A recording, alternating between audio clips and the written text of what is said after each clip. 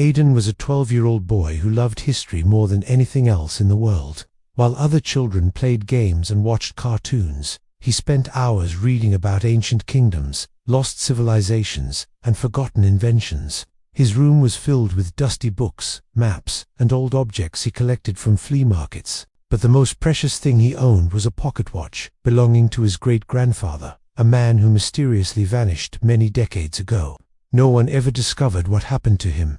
The only clue to his disappearance was the watch and the strange stories he once told about walking into time. One stormy night, as thunder shook the house and rain hammered against the windows, Aidan placed the pocket watch beneath his pillow like he always did. He didn't know why he felt attached to it, only that something about it seemed alive. As he drifted into sleep, the watch began to tick, slowly at first, then faster and faster, until it became a blur of motion. A warm blue glow spread beneath the pillow, lighting up the room. Wind swirled around Aidan, though the windows were shut tight, and in a blinding flash, everything disappeared. When Aidan opened his eyes, he wasn't in his bedroom anymore. He was lying on a cold cobblestone street, under a sky painted orange by the rising sun. Confused and dizzy, he sat up. People in old-fashioned clothes rushed past him. Horses pulled wooden carts, and men wearing iron helmets patrolled the streets with long spears. Smoke rose from chimneys. Lanterns hung outside shops. Everything looked like it belonged to another era. Aidan's heart pounded. Somehow, he had woken up in a different century. He stood shakily and touched the pocket watch under his shirt. The glass had cracked. The hands were frozen, but the metal was still glowing faintly, pulsing like a heartbeat. An old woman walking by muttered, "Poor child. Must have lost his way at the market." But Aidan knew the truth. He had traveled through time. Before he could panic, a girl about his age bumped into him. She had sharp eyes and a mischievous smile. "You're not from here," she said immediately. "I can tell," Aidan stuttered. I think I'm lost." She rolled her eyes. "Obviously. Come on before the guards think you're a spy."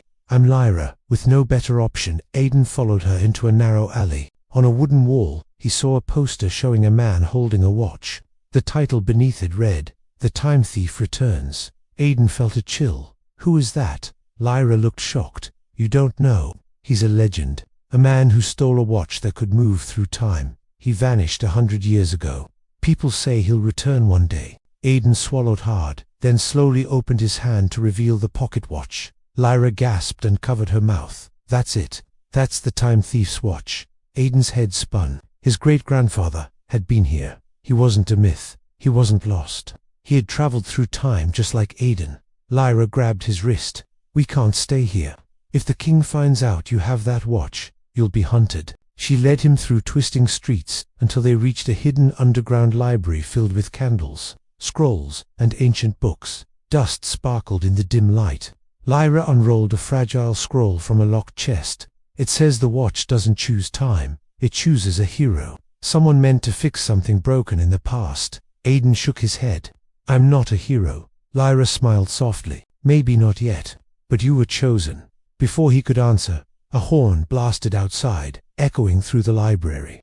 People screamed. Heavy footsteps thundered above ground. Lyra's face paled. "The king's shadow guards. They're coming."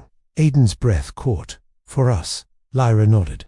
"For the watch." They dashed through tunnels as metal boots echoed behind them. Torches flickered violently. Arrows clattered on the stone floor inches from Aidan's feet. "Stop running." A guard shouted. "The watch belongs to the king." Lyra's voice trembled but strong. "Keep going. Don't stop." The tunnel suddenly opened to a massive cliff overlooking a roaring waterfall. Mist rose like smoke. Aidan gasped. "We're trapped." Lyra grabbed his hand tightly. "No, trust me." And without warning, she pulled him off the edge. They plunged through the crashing water and into a hidden cavern glowing with blue light. Crystals covered the walls like frozen stars. In the center stood a stone statue, a man holding a watch. Aidan stepped forward in disbelief. The face carved in stone was the same face in his old family photograph. His great-grandfather. A warm whisper drifted through the cave. "Aidan, finish what I could not." The pocket watch in his hand glowed again, brighter than before. Lyra looked at him with wide eyes. "You can go home, or you can stay and save us from the king's future." Aidan looked at the glowing river, the crystals, the statue of the man he had never met but always felt connected to. He thought of his family in his own time. Then he thought of this world, a world that clearly needed him. He closed his eyes and made his choice. A burst of light filled the cavern. When it faded, Lyra was alone. The watch was gone. Aidan was gone. Somewhere, in another century, a boy opened his eyes again, uncertain of where time had taken him next, but no longer just an ordinary boy. He was the one chosen by time itself. He was the boy who walked through centuries,